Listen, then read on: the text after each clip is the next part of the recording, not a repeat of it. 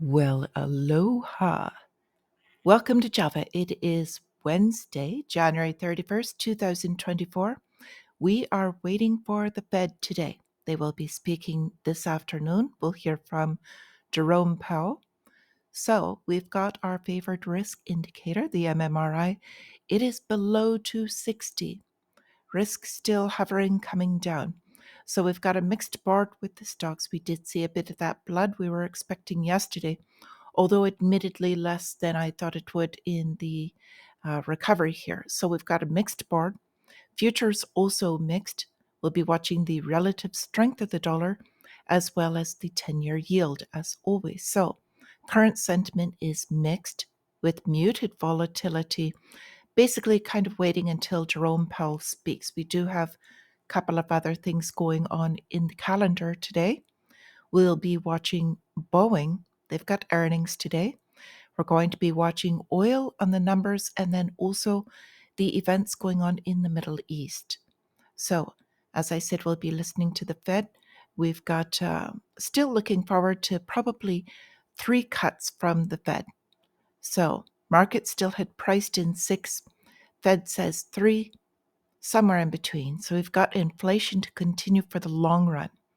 So in the calendar, we are also getting non-farm payroll, so watching those employment numbers, PMI, as well as some crude numbers. So on to the markets. We've got everyone cheering for this new bull market and talking about how long it could last, how wonderful the economy is going. We've got Walmart announcing a 3-for-1 stock split. So that's very positive for Walmart. If you've got that trade, congratulations, should go higher today.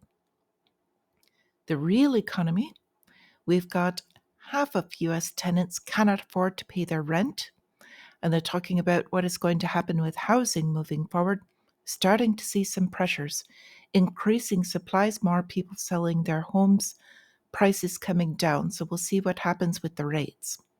We've got consumer goods giants is starting to see a recovery halt on their margin because they were talking about greedflation with all of the prices being up. Well, as these pressures coming on the prices, now their costs will catch up with them.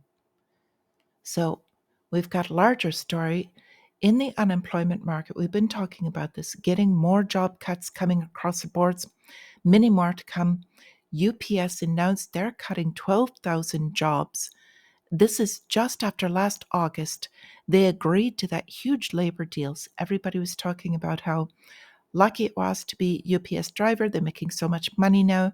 So as we thought, they are going to be cutting the higher paying jobs, everything outside of union that they can, and then hiring from within.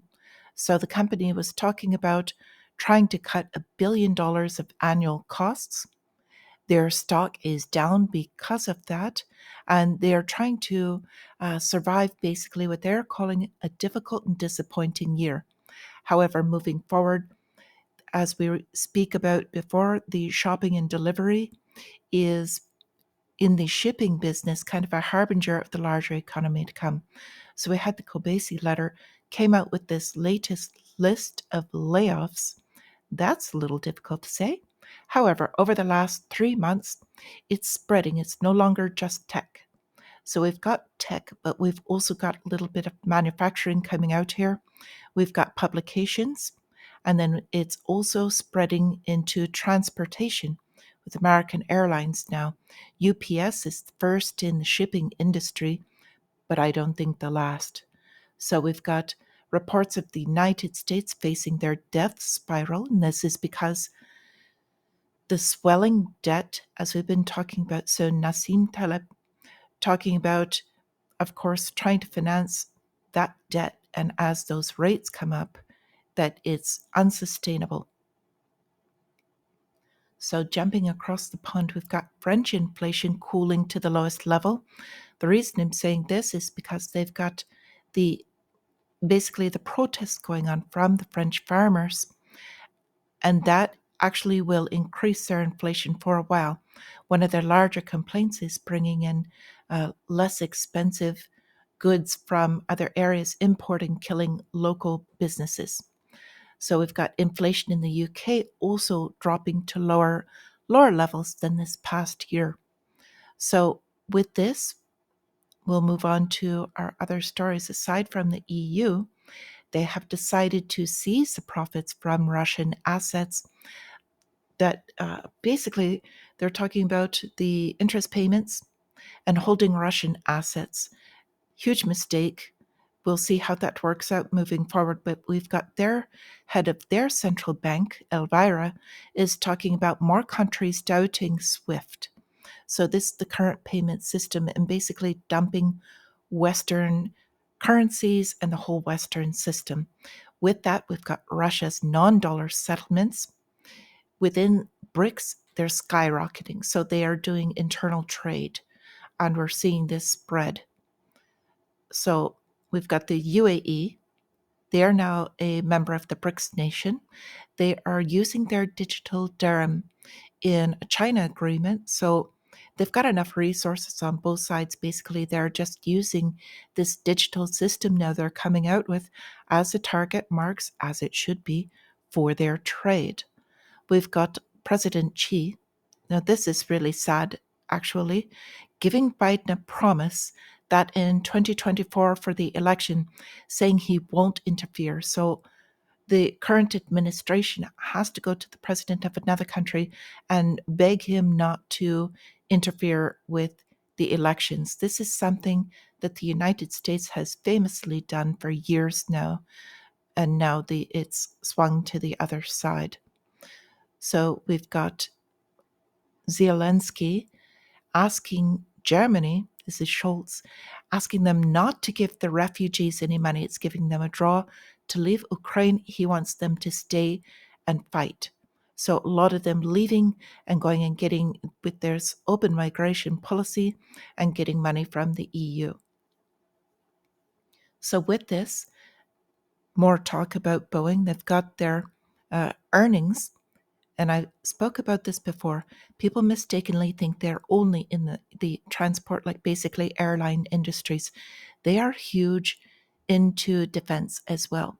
So now they have made for Ukraine a 100-mile bomb, and they're saying that it's ready. So when they start with deliveries of these, they're a large part of the United States GDP. The GDP that has been reported has been largely on this whole war machine.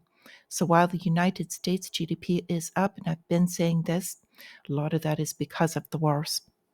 So, on the underlying sector of this, basically, Ukraine has no plan B without this as EU cash, but basically Western in general. So, unless the United States or European Union is going to fund them, they are done. So, we'll see what happens moving forward. So, going further into what is going on with the economy over there, with the BRICS specifically, we've got Iran. They have outperformed world major economies, and even the IMF, the International Monetary Fund, in their latest quarterly report is admitting this. So their growth of over 5.4% has beaten out the growth, and this is percentage wise, of the US, China, UK, France, Germany, Japan, Russia, and Saudi. So a lot of this is because of the sanctions. The United States is shooting themselves in the foot, basically, so to speak, as well as Western nations. By sanctioning this country, doing this, they have increased their basically their manufacturing and their exports. 2.4 million tons of steel that they have exported. So while they're still smaller in the larger game, this amount of growth is tremendous, and it is just a bolster to them to stand. So now the United States threatening, the current administration threatened retaliation on the bombing, but haven't heard anything yet. And there's a reason behind that. So when that happens, basically the United States is seen as making empty threats again, which is hugely dangerous. At any rate, we've got one lava update because this is something else that is going on quietly in the background.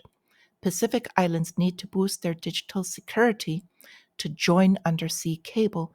Well, we've been talking about this before, and I spoke about this if you missed the past episode, talking about the larger story of why there is so much patrolling going on in the South China Sea as well as offshore in Japan. And this is between Australia and the larger communications undersea line cables. So this larger story, I do need to go into this at some time, but basically the communications, the security that is going on through there it's enormous. I'll just leave it at that. So if you don't mind, like and subscribe if you haven't already. If you do indeed like anything from this episode, thank you kindly for joining me. And until I see you again, my friends, stay free.